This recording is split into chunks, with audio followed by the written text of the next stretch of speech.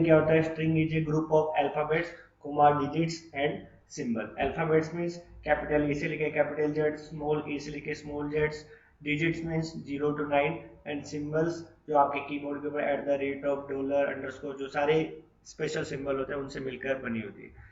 In C language string is represented by character array. जो एक string है सी language में उसे डिनोट किया जाता है कैरेक्टर एरे से। जैसे एग्जांपल है आपको, जैसे हम एरे बनाते हैं, data type, name of array, उसके बाद size of array, length of array या टोटल नंबर ऑफ एलिमेंट। तो सिमिलरली इस बार कैरेक्टर एरे बनाना है तो डेटा टाइप आपका CHAR कैरेक्टर होगा, नेम ऑफ स्ट्रिंग आप कुछ भी रख सकते हैं, और स्क्वायर ब्रैकेट के अंदर आपको size of total number of elements लिखनी है।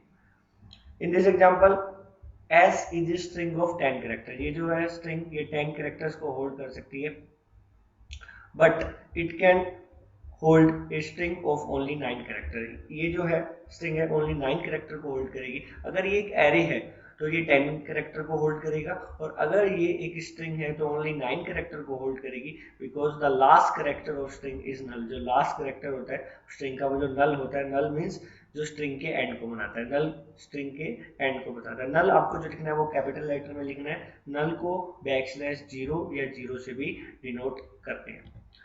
जैसे आपको स्ट्रिंग को कभी भी इनिशियलाइज करेंगे, data type name of string, जैसे आपने यहाँ पे दे दिया कि 12 स्पेसेस बनेंगे, और आपने स्ट्रिंग को इनिशियलाइज करना है डबल कोट के साथ, हेलो जयपुर। जब भी आप डबल कोट लगाते हैं तो जितने ये कैरेक्टर लिखे हुए हैं उतने स्पेस बनेंगे, +1 स्पेस बनेगा, +1 क्यों? नल के लिए। जैसे एग्जांपल है, जैसे अभी यहाँ पे 12 है तो यहाँ 12 स्पेस बनेंगे मेमोरी के अंदर, पहले वाले स्पेस के अंदर H, दूसरे के अंदर E, थर्ड के अंदर L, फोर्थ के अंदर भी L, फिफ्थ के अंदर O, फिर 6 के अंदर J। तो ये इंडेक्सिंग के अकॉर्डिंग आप देखेंगे तो ये डिनोट हो जाएंगे।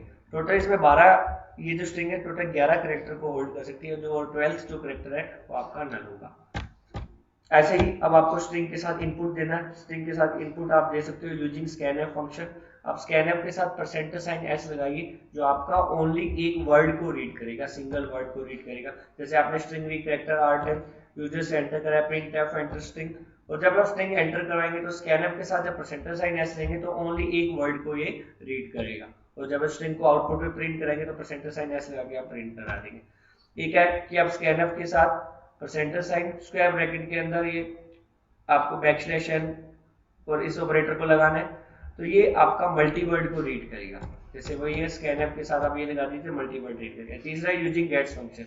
गेट्स फंक्शन है वो भी मल्टीवर्ड को रीड करता है। stdio.h लिखना जरूरी है इसके लिए, वो आप लिखते ही एंटर स्ट्रिंग, जहाँ स्ट्रिंग एंटर करें यूजिंग गेट्स फंक्शन, गेट्स लिखना है, और पैरेंथेसिस ओपन क्लोज अंदर आपको स्ट्रिंग का नेम लिखना है। स्ट्रिंग का नेम है r, जैसे आपने इस एग्जांपल में जो ले रखा है, तो फिर स्ट्रिंग को आउटपुट में प्रिंट करा देंगे।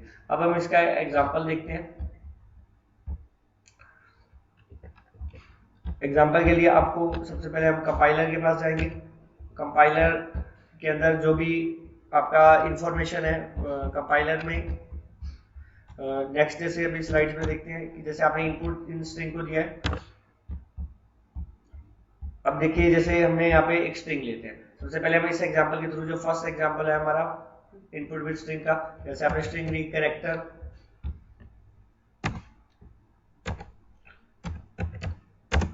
एक स्ट्रिंग ले रहे हैं character r,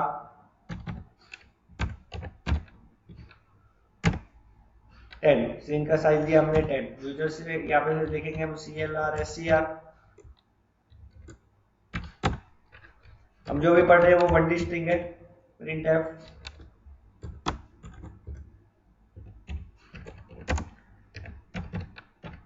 enter string, scanf। हमने scanf के साथ अगर %s लगाते हैं तो ये ओनली एक वर्ड को रीड करेगा। जैसे आपने लिखा है यहाँ पे स्ट्रिंग को आउटपुट पे प्रिंट करा रहे हैं printf, से मैसेज दे दिया आपने, the string is equal to %s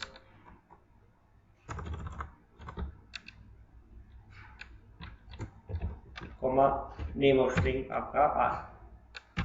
last में आपका लग जाएगा गेट ch,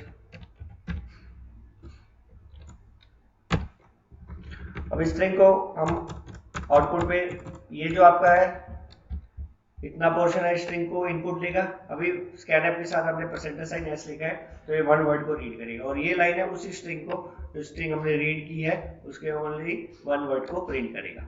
ठीक है, अब इस प्रोग्राम को सबसे पहले हम सेव करेंगे, फिर इस प्रोग्राम को कंपाइल करेंगे, कंपाइल करते 0 एरर, फिर हम रन करेंगे। हमने अभी स्ट्रिंग लिया है तो हम स्ट्रिंग एंटर करेंगे, जैसे हमने लिखा हेलो एबीसी, तो हमने अभी 2 वर्ड लिखे हैं, हेलो स्पेस देके एबीसी, तो ओनली ये सिंगल वर्ड को रीड करेगा। परसेंटेज साइन एस के साथ ओनली सिंगल, तो जो स्ट्रिंग जो प्रिंट हो रही है ओनली हेलो प्रिंट होगी। अब इस केस में अगर हम मल्टी वर्ड रीड कराना चाहते हैं तो हम परसेंटेज साइन के साथ एस ना लगा के यहाँ पे आपका स्क्वायर ब्रैकेट के अंदर और ये लगा देंगे बैकस्लैश एन, तो ये आपका, इसको सेव करेंगे, मल्टी वर्ड को रीड करेगा। हमने कंपाइल किया और जैसे हमने इसे रन किया, जैसे अभी आप लिखोगे हेलो स्पेस एबीसी, तो ये आपका मल्टी वर्ड को रीड करेगा, हेलो स्पेस एबीसी। अब इस चीज के रिप्लेसमेंट के लिए हम डायरेक्ट गेट्स फंक्शन का भी यूज कर सकते हैं। गेट्स फंक्शन के लिए आप जहां स्कैनफ लिखा है वहां आपको गेट्स फंक्शन लिखना है,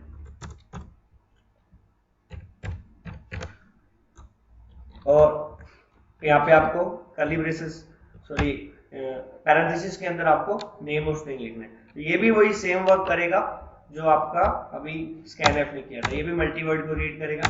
रन करेंगे, जितना भी लिखिए आप, तो ये मल्टी वर्ड को क्या कर रहा है, रीड कर रहा है। तो इस तरह ये जो स्ट्रिंग को इनपुट हम जब भी देंगे तो गेट्स फंक्शन के थ्रू देंगे। अभी स्ट्रिंग हमें इनपुट देनी है, हम गेट फंक्शन के थ्रू जैसे स्कैनफ के साथ दे सकते हैं। जब वन वर्ड करवाना हो तो परसेंटेज साइन एस लगाइए, वन वर्ड रीड नहीं मल्टी वर्ड करवाना हो तो आपको जो दूसरा सिंटेक्स होता है उसके थ्रू कर सकते हैं। अब एक दूसरा केस है, जब भी हम स्ट्रिंग को आउटपुट पे प्रिंट करेंगे तो आउटपुट पे प्रिंट करने के लिए हम प्रिंटफ के साथ परसेंटेज साइन एस लगा के कर सकते हैं प्रिंटफ के साथ, या हम स्ट्रिंग को जब भी आउटपुट पे प्रिंट करना चाहते हैं तो डायरेक्ट हम एक फंक्शन यूज कर सकते हैं, उस फंक्शन को बोलते हैं पुट्स फंक्शन। पुट्स फंक्शन में आपको पुट्स लिखना है, स्मॉल केस लेटर में parenthesis open close, name of string लिखना है।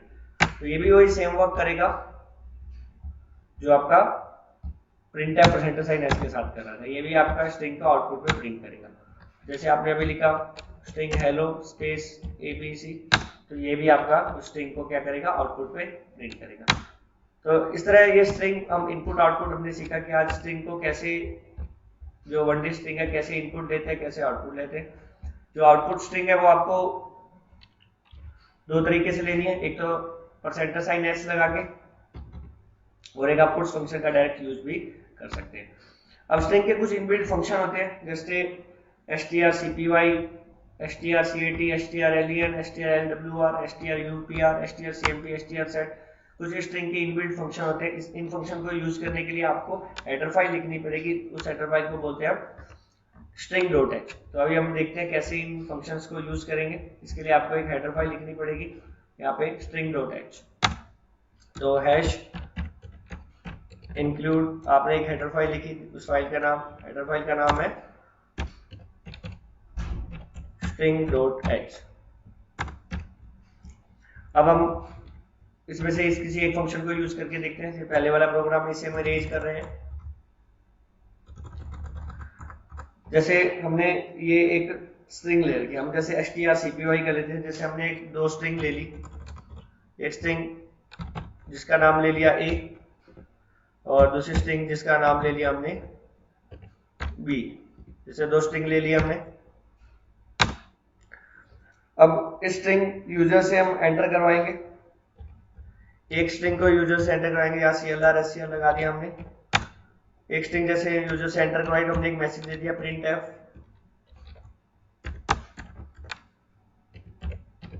Enter string. स्ट्रिंग को एंटर करवाते हैं गेट्स फंक्शन से, गेट्स नेम ऑफ स्ट्रिंग जैसे a, एक स्ट्रिंग हम यूजर से एंटर करवाएंगे। तो अब हम जो यूज कर रहे हैं वो है strcpy। तो हमने लिखा यहाँ पे strcpy, ये एक स्ट्रिंग को दूसरी स्ट्रिंग में कॉपी करने के लिए काम में आता है। strcpy इसका सिंटैक्स होता है strcpy टारगेट कॉमा सोर्स। तो टारगेट आपकी b है, b स्ट्रिंग है, और सोर्स आपका a स्ट्रिंग है जिस स्ट्रिंग से कॉपी होगी। यानी a स्ट्रिंग से मैटर बी स्ट्रिंग में कॉपी हो जाएगा। तो अभी आपका आउटपुट बी स्ट्रिंग में, तो उसके बाद आप बी स्ट्रिंग को कॉपी करवा दीजिए, पुट्स बी स्ट्रिंग को आप कॉपी करवा दिए और बी स्ट्रिंग को आप प्रिंट करवा दीजिए। तो जो मैटर आपने पहली वाली स्ट्रिंग में दिया था वो दूसरे में कॉपी हो जाएगा। प्रोग्राम को कंपाइल करेंगे, प्रोग्राम को रन करेंगे। जैसे हमने लिखा हेलो, हेलो लिखा है हमने, स्ट्रिंग ए में लिखा है, प्रिंट करा रहे हैं हम स्ट्रिंग बी को। तो आपके जो आंसर आ रहा है ये हेलो जो प्रिंट हो रहा है स्ट्रिंग बी में हो रहा है। तो आपका एक स्ट्रिंग दूसरी स्ट्रिंग में कॉपी होगी। इसी तरह आप एक स्ट्रिंग को दूसरे स्ट्रिंग में कॉन्केट भी कर सकते हैं। जैसे आपने ये दो स्ट्रिंग ली है, एंटर स्ट्रिंग, जैसे आपने ये दो स्ट्रिंग ली है, एक स्ट्रिंग आप और लीजिए स्ट्रिंग को इनपुट कराने के लिए बी, दो स्ट्रिंग आपने ली। तो एक स्ट्रिंग को दूसरे स्ट्रिंग में कॉन्केट भी कर सकते हैं। यहाँ पे आप लिखेंगे str जो सोर्स कोमा टारगेट, तो आपकी बी स्ट्रिंग में ए स्ट्रिंग कॉन्केट हो जाएगी। कॉन्केट मींस उसमें ऐड हो जाएगी और उसके बाद जो आपका आंसर आएगा वो बी स्ट्रिंग के अंदर आएगा। तो इस प्रोग्राम को सेव करते हैं, कंपाइल करेंगे, रन करेंगे। यहाँ पे हमें स्ट्रिंग एंटर करनी है। जैसे फर्स्ट स्ट्रिंग हमने एंटर की हेलो, तो दूसरी स्ट्रिंग हमने एंटर की जयपुर। तो आपका जो आंसर प्रिंट है जयपुर में हेलो ऐड हो जाएगी, एक तरह से कॉन्केट हो जाएगी। तो ये जयपुर हेलो आपको प्रिंट होगा। तो इस तरह हम स्ट्रिंग के सभी फंक्शंस को यूज कर सकते हैं। ऐसे ही आपके जो स्ट्रिंग के अनदर फंक्शन है उनको हम यूज कर सकते हैं। जैसे आपके फंक्शन कौन कौन से हैं, str लेंथ, स्ट्रिंग की लेंथ को कैलकुलेट करने के लिए काम में आता है, कितने उसमें कैरेक्टर है।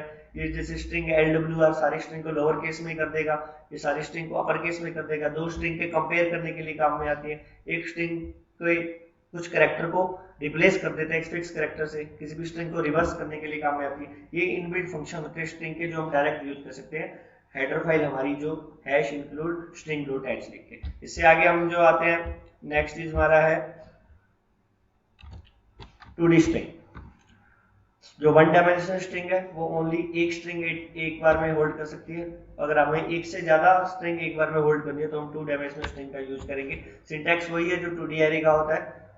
कैरेक्टर लिखेंगे हम, data type, name of string, उसके बाद रोज कोमा कॉलम, आपको रोज और कॉलम लिखने हैं आपको स्क्वायर ब्रैकेट के अंदर। जैसे कैरेक्टर A 5 10, तो इसमें 5 रो होंगी और 10 कॉलम होगी। जैसे हमने इसको इनिशियलाइज कर रखा है कैरेक्टर A 5 10, 5 हमने स्ट्रिंग ले रखी है, तो यहाँ पे 5 रोज बनेगी और आपके 10 कॉलम बनेंगे। तो इनके अंदर ये इस तरह से प्रिंट हो जाएगा। जैसे जयपुर हुआ तो JIPUR, उसके बाद लास्ट /0। तो किसी भी स्ट्रिंग का एंड फिक्स नहीं होता, ठीक है। किसी भी स्ट्रिंग को हम कैसे भी यूजर से जो एंडिंग है उसका कोई फिक्स नहीं है, जो स्ट्रिंग की लेंथ के ऊपर डिपेंड करता है।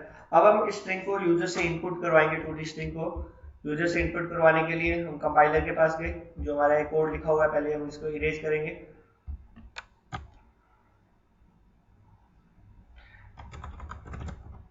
ये आपने दो स्ट्रिंग लेनी है। जैसे आपने दो स्ट्रिंग ली, जैसे एक स्ट्रिंग ले रहे हैं, 2D स्ट्रिंग लेनी है।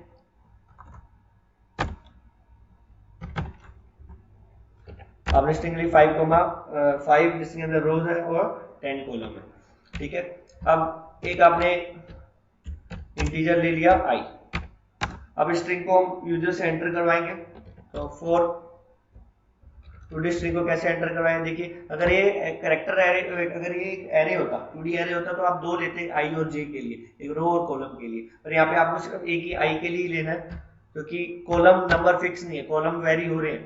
तो i = 0, i आपका <5, और फिर उसके बाद होगा i++।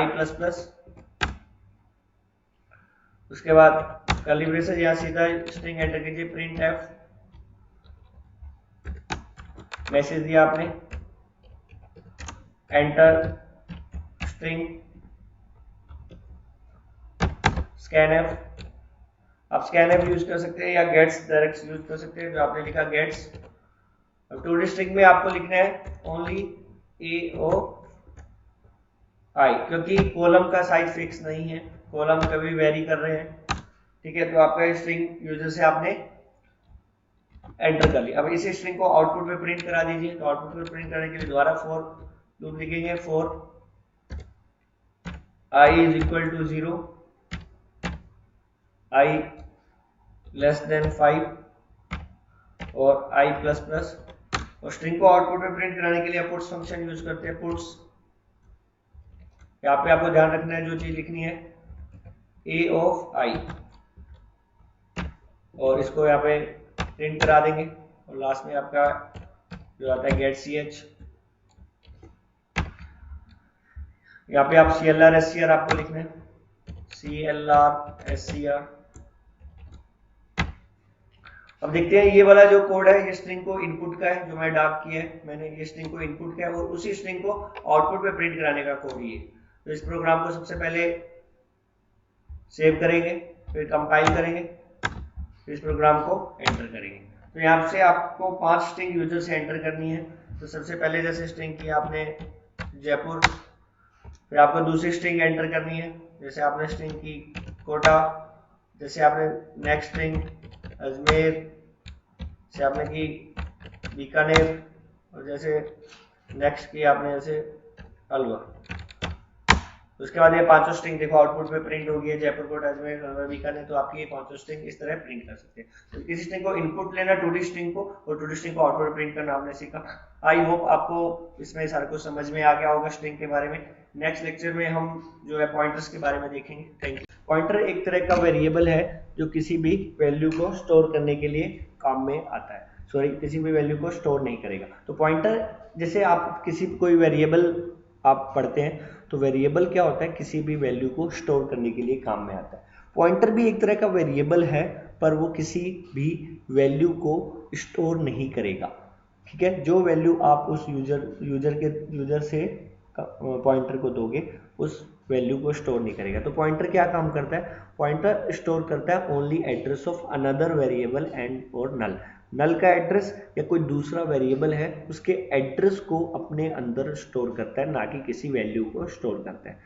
जो हम पॉइंटर का यूज जो मेनली करते हैं, जैसे हम किसी वेरिएबल को यूज करेंगे, अभी तक यूज करते आए हैं, जैसे इंटीजर ए लिया हमने, तो इंटीजर ए का यूज हम जो करते हैं तो हम ए उसके नाम को एक्सेस करते हैं, ए, जैसे हमने इंटीजर ए लिया। तो पॉइंटर एक आपको ऐसी फैसिलिटी प्रोवाइड कर रहा है कि आप किसी भी वेरिएबल को एक्सेस करें बिना उसका नाम यूज किए। ठीक है, तो अगर आपको पॉइंटर जब बनाना हो तो आप पॉइंटर बनाने के लिए आपको रीडायरेक्शन ऑपरेटर स्टार का यूज करना पड़ेगा।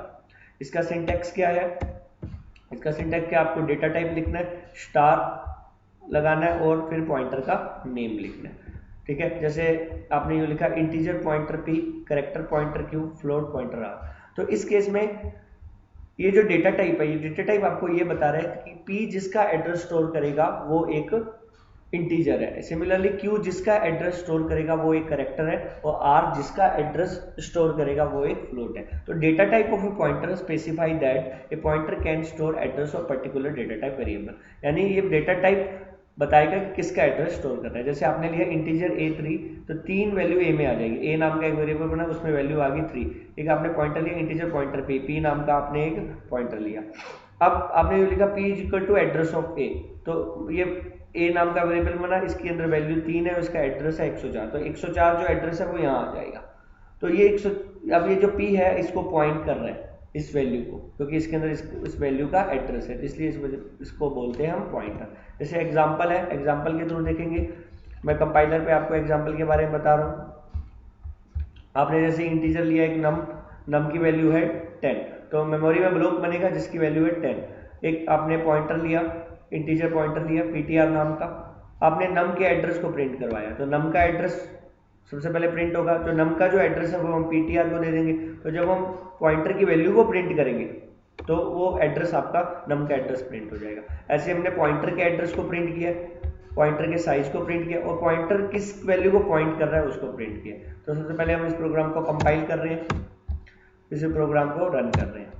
रन करते आप देखेंगे तो नम का एड्रेस है -12, नम का एड्रेस और पॉइंटर्स वैल्यू जो आप 4th पोजीशन पे देखेंगे वो भी -12 है। तो नम का एड्रेस है -12, तो पॉइंटर जिस वैल्यू को होल्ड कर रहा है वो उस नम के एड्रेस को है, और जो पॉइंटर का एड्रेस है वो -14, ये -12 और -14 जो एड्रेस है ये आपका CPU प्रोवाइड करता है, इसमें आपका कोई कंट्रोल नहीं है। ऐसे पॉइंटर का जो साइज है वो 2 बाइट का पॉइंटर बनेगा। 2 बाइट का क्यों बनेगा, क्योंकि इंटीजर टाइप का। पॉइंटर किस वैल्यू को पॉइंट कर रहा है, 10 वैल्यू को पॉइंट कर रहा है। अगर आप किसी पॉइंटर की वैल्यू को पॉइंट करना चाहते हैं तो आप उसे स्टार लगा के प्रिंट कीजिए। तो आप उस वैल्यू को प्रिंट कर लेंगे। जैसे पॉइंटर को प्रिंट करना चाहते हैं तो आप स्टार लगा के प्रिंट कीजिए। तो आई होप आपको ये पॉइंटर के बारे में समझ में आया होगा कि पॉइंटर एक वैल्यू को स्टोर नहीं करता, किसी दूसरे वेरिएबल के एड्रेस को स्टोर करने के लिए काम में आता है। नेक्स्ट लेक्चर में हम स्ट्रक्चर और यूनियन के बारे में डिस्कस करेंगे। Thank you.